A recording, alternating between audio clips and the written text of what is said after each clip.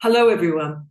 On behalf of the American Society for Bone and Mineral Research Executive Committee and Council, I'm delighted to celebrate today that the United States Food and Drug Administration has approved the use of bone mineral density as a surrogate biomarker for fracture reduction in clinical trials of osteoporosis treatments. ASBMR has been a core scientific partner from the start of SABRE, the study to advance bone mineral density as a regulatory endpoint, working alongside our partner, the Foundation for the National Institutes of Health. ASBMR has provided financial support and scientific leadership and drawn on the expertise of multiple ASBMR members, particularly Professors Mary Buxane, Dennis Black, and Richard E. Stell.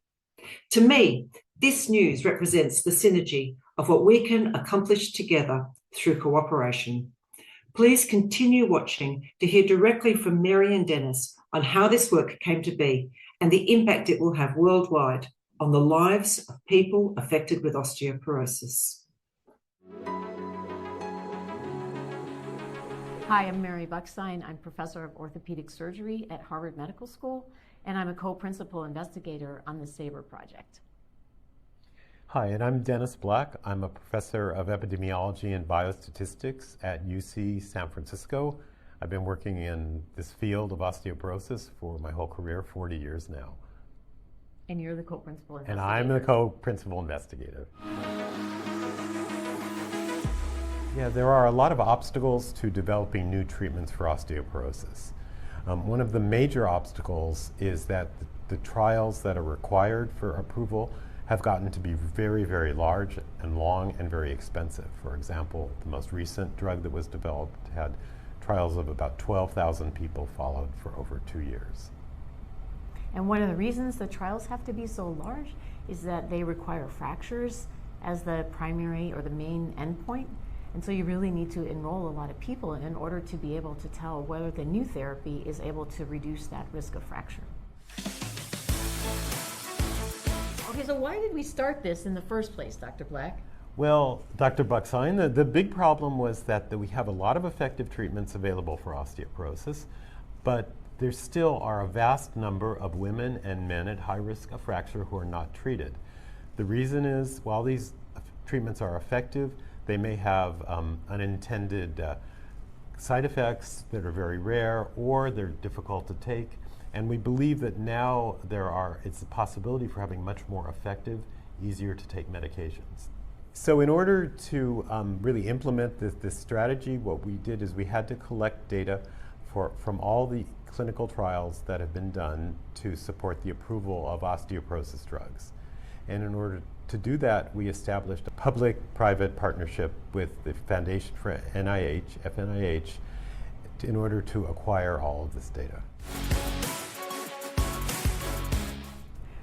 So it's interesting to think about how this started a long time ago. So in 2008, I wrote a paper thinking about conceptually how could we use surrogate biomarkers to substitute for fractures. And then nothing happened. And then in 2012, we were inspired by a meeting with Dr. Gail Lester from the National Institute of Arthritis, Musculoskeletal, and Skin Diseases.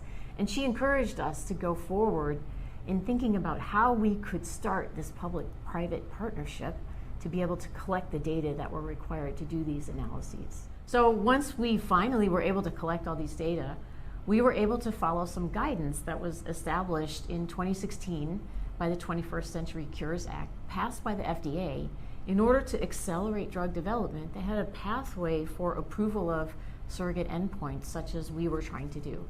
So it was nice that we had this regulatory advice and we knew the direction that we needed to go over the next few years with our statistical analyses. So one of the remarkable things about this project was the generosity and cooperation of a number of companies and their willingness to share their clinical trial data with us so that we could perform these analyses. And this is an important result of the effort that started perhaps 10 years ago by a number of scientific journals and societies and government to encourage companies to share data with researchers who can benefit from these very valuable data that are collected in clinical trials. This is not just in osteoporosis, but across all therapeutic areas. So the ability to use bone mineral density as a primary endpoint in future clinical trials is going to have a big impact.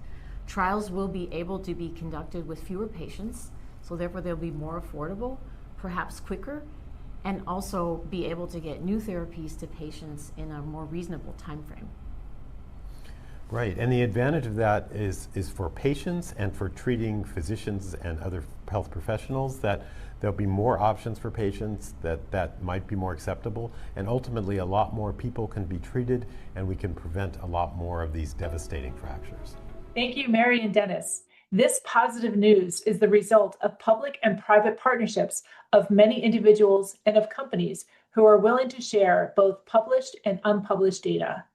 We would like to thank the partners who have helped us realize this success that will have positive implications for osteoporosis. Include our public sector partners, the FDA, the Foundation for the NIH, the National Institutes on Aging, the National Institute of Arthritis and Musculoskeletal and Skin Diseases, and the National Dairy Council.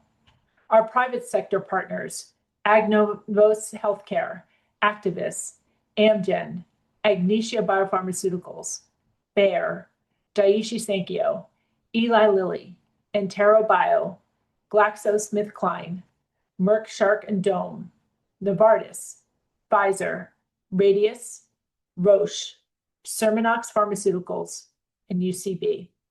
And lastly, our academic partners, Beth Israel Deaconess Medical Center, Harvard Medical School, University of California, San Francisco, University of Pittsburgh, and the University of Sheffield, United Kingdom. Congratulations to all.